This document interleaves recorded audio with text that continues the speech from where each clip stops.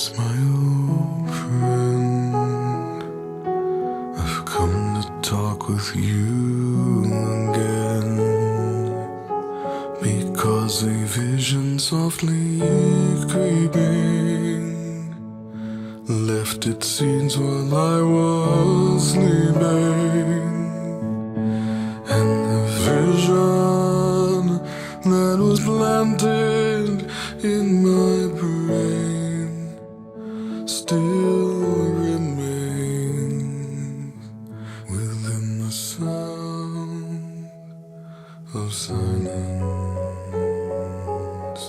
In restless dreams I walked alone, narrow streets of cobblestone,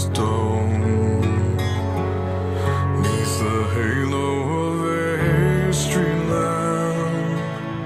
I turned my collar to the cold and damp, when my eyes were stabbed by the flash of a neon light that split the night and touched the sound of silence.